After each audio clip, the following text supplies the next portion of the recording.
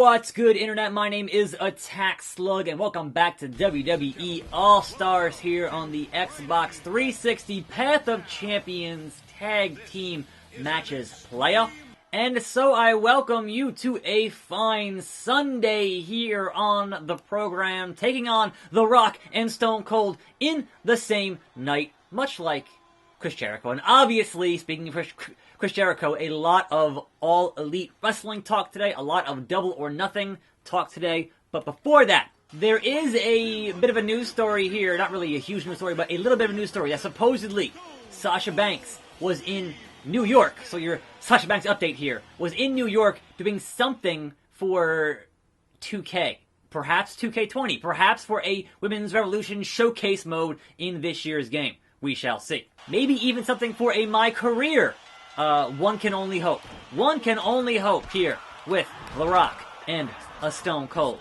Also, we have Stone Cold. Speaking of Stone Cold, we have Stone Cold signing a reality show deal with USA for a 7-episode reality show. Straight Talk Stone Cold. So, one of those will have Becky Lynch. Looking forward to that. Should be an interesting show on USA Network. Anyway, caught him! And then flipped him. Hell yeah. Hell yeah, Rock. Take that. Die, Rocky, die. Anyway, so, you know how it's bad enough that WWE refuses to use the word fans, right? And we are the WWE Universe. What's worse than that is on Twitter calling us sports entertainment enthusiasts. And I'm like, we're wrestling fans. We are pro wrestling fans. That is so absolutely just, they're trying way too hard on that stuff. Just call us wrestling fans. Like, alright, call us the universe, don't call us sports entertainment enthusiasts. Oh my god. So cringe. So cringe. Nice German suplex from The Rock. Doing it, and doing it, and doing it. Anyway, we do have, before we get into Double or Nothing, AEW signed Dean Malenko, who just recently left WWE as a backstage agent. So, the return of Malenko and Jericho, man of 1,000 holds? Probably not. But still, if you had Malenko take somebody under his wing to fight Jericho, that could be amazing. So, Spinebuster from Stone Cold. That could be a great story to tell once you have a weekly TV show to tell it with. And again, that's not until the fall.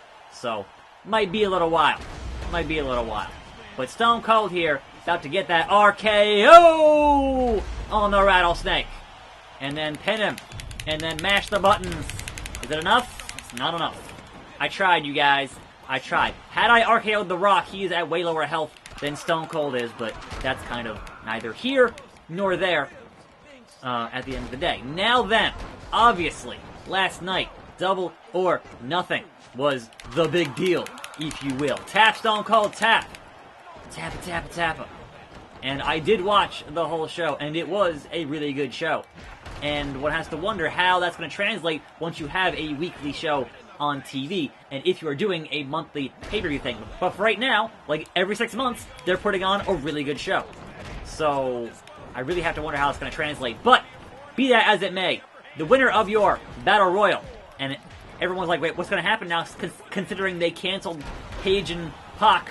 Well, guess what? Lucky 21 in that Battle Royal was totally Hangman Page and totally won that whole thing. Rock bottom on The Rock, knocked out, won that match. Andre the Giant and The Big Show. Elimination, yeah. So they changed it up where the winner of the Battle Royal is going to fight the winner of Omega and Jericho to be the first ever AEW champion. And so Hangman Page won that Battle Royal. I'd say on the main card, my favorite match was the Joshi match. Just fantastic stuff all around. Really enjoyed that. The Cody and Dustin match had a lot of blood in it, so definitely not a PG thing there. And at the beginning of that match, alright, so look, we have to get into it here, right? So, the symbolism, the very not subtle symbolism of the throne with the skulls on it, Triple H style, the game, right there, the game, and he gets the sledgehammer and he smashes the chair, and I've seen reactions on both sides. I see people going, oh man, that was so cringe, you don't need to ever mention WWE, just do your own thing and be awesome at that, and I see folks who are like, man, that was amazing, they're out there taking shots. The wrestling wars are back, right? And I can understand that from both sides of that argument, that, you know, either it was cringe or it was amazing. Like, I can kind of understand both. But at the end of the day, the most important thing is that was 1,000% professional wrestling, and that's what I love to see.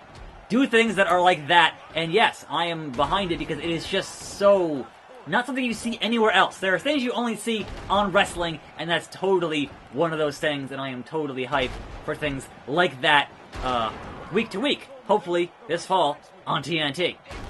Anyway, so there was that. The referee of that match, and I said that he's 70, why is he actually refereeing, was Earl Hebner. So Hebner as the ref of that match, and look, he got around fine. I'm just saying long-term, definitely long-term, considering he's like 70, should not be refereeing matches on a main event caliber, because he's old, man. Like, have him train the new refs, great, but have him actually doing the ref thing, not as great. But no, he was fine. It was alright. Anyway, right, the big shocker of several big shockers, actually, first of all, Awesome Kong in the building, and that was a great swerve during that women's triple threat before it, because out comes Brandy, and you go, oh man, nepotism, right? Here's Brandy, put herself in the match, because obviously she's married to Cody. And then, no, that wasn't the case. She brought out Awesome Kong and made it a fatal four-way, so that was a nice swerve on that whole bit of business. Enjoyed that quite a bit, right? But your other swerve that was not announced, not expected at all, was Bret the Hitman Hart. Bret Hart coming out with a knockoff theme song, and honestly, I think one thing they have to work on here for AEW is these theme songs, because most of them I was not really feeling. Perhaps it was just the audio mix, but just not really digging it. But Bret Hart out there to show off that new AEW belt. I like the look of the belt. Just gold on black. Like a big gold belt on a black strap. Looks good to me. Way better than that green thing for the 24/7 title. Anyway, it's elimination. Big Show, move the finisher. You ruined it. Big Show. Anyway, yeah, so Bret Hart out there, MJF out there being an amazing heel, doing great stuff. And then Hangman Page and, a bunch of guys. That was, a pretty good thing to have in between the bloodbath and then the next match, which I think was the tag match, right? So, again, great stuff kind of just all around on this show. And then, of course, Big Show's got me, oh no, Big Show, with a broken freaking neck. And now Big Show has finisher, WMD on the slug. Boom shakalaka. What is happening? Ebenezer, help me. He's gonna tap me out. Help me. Run away. Get back in the ring. This is elimination, and I am not yet eliminated. Big Show. Hit you in the dumb face. Go! RKO out of nowhere. And then pin the big man. Andre, don't you dare. I forgot to hit buttons there. I keep forgetting to hit buttons. That is my overall problem with this game, is I forget to hit buttons. And also, I'm bad at reversals. But Ebenezer, if you could win here and not... It's all up to the computer to win this match now? That's not going to go well. That never goes well. Oh, where was I? The Lucha Bros and the Young Bucks. Great stuff. Enjoyed that. Wow. Quite a bit. Just excellent tag team wrestling all around. And then obviously your main event, Chris Jericho, Kenny Omega. Now, I kind of at this point was like, well, you could totally... Wait, am I controlling? Hold on a minute, playa. Since when is it going to be me? Since when did they gave me control? Oh, I hate you, Big Show. I didn't know I had control of Ebenezer there. I was like, oh yeah, I'm fine. Oh, video game.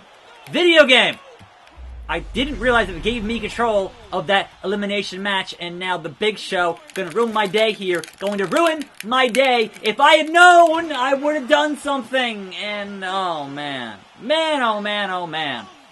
Well, gotta do it again. That's on me. I'm too stupid. And yes, obviously, Omega and Jericho putting on a hell of a match, and Jericho goes over. So now, at this point, you're like, alright, it's gonna be Jericho versus Paige for the first ever match for the AEW title, right? And you're going, alright, well then where does that leave Omega for your next big show? And we had our answer right after that match, and Moxley is in the building. And honestly, this was, as much as people were like, man, Jim Ross, not so great anymore in his old age, Jim Ross made this moment with his, what the hell? Like, he made that moment with his emotion on commentary, and it almost brings you back. Like, one thing here that made this whole show for me was the crowd. The crowd being so into it. Think of your average Raw crowd. Think of your average pay-per-view crowd for WWE and how bored they are sitting on their hands.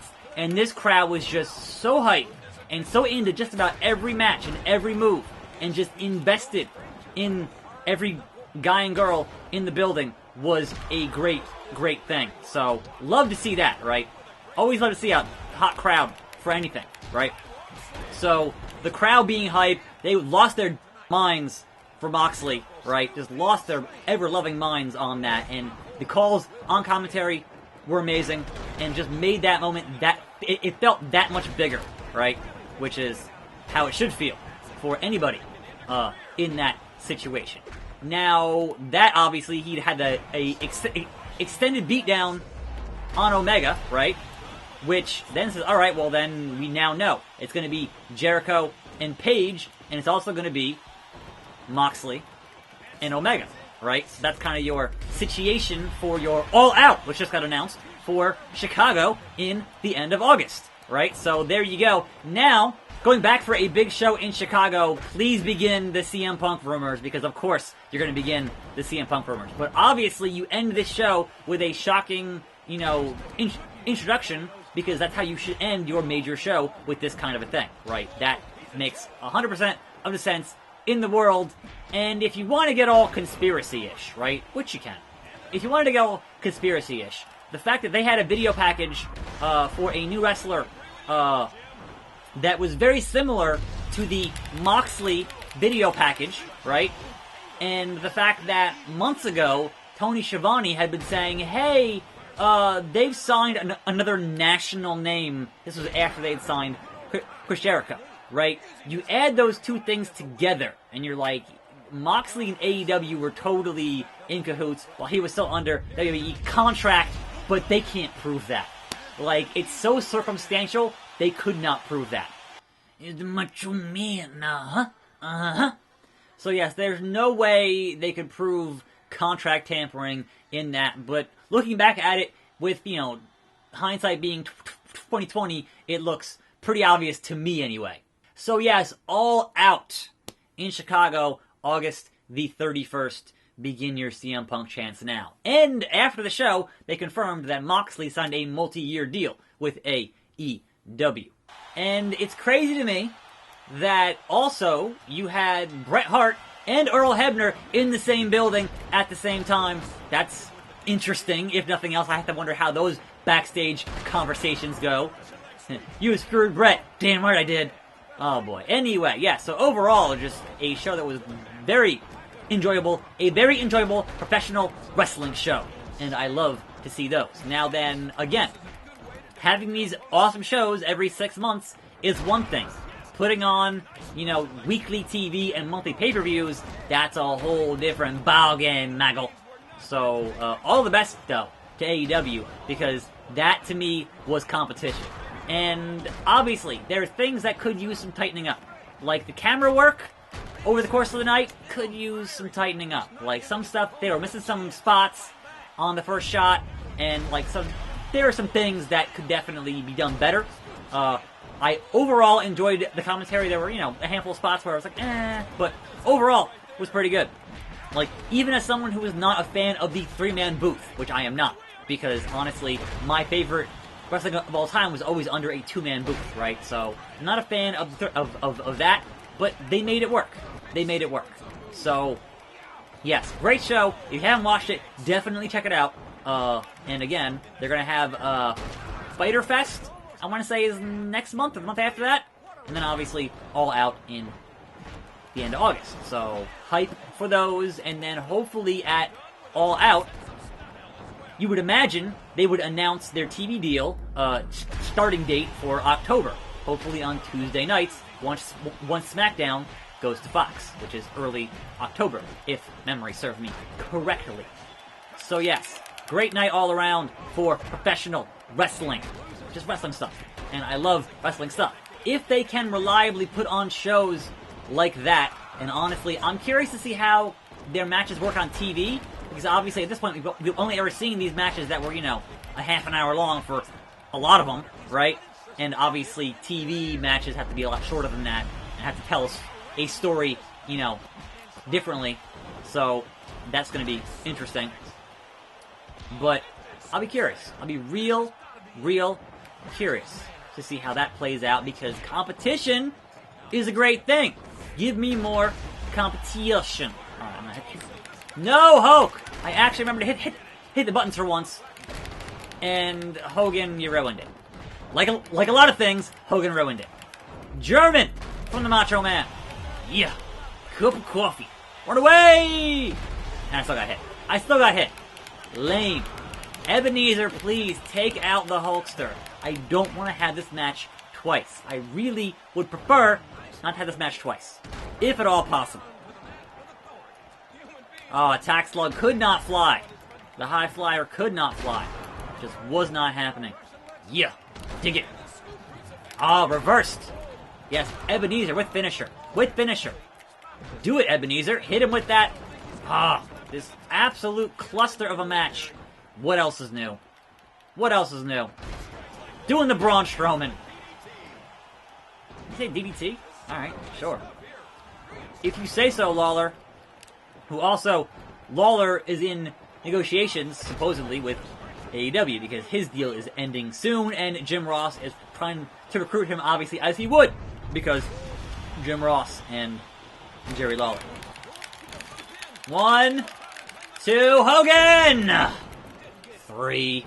That would have been 3. I would have had that. Savage has finisher. Don't you dare. You're not going to the corner, Randy. I hit the elbow, Randy. It's not happening.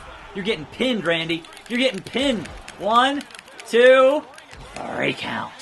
That's right. Once again, we're coming for you, DX. We're coming for you, DX. Watch out, Hogan. Relax. Walk right through him. Right through him. That's how you do. That's how you do. Anyway, tomorrow, the finale of DX. I'm attackslug. Thanks for watching. More videos on this channel. See you then. And I'm out.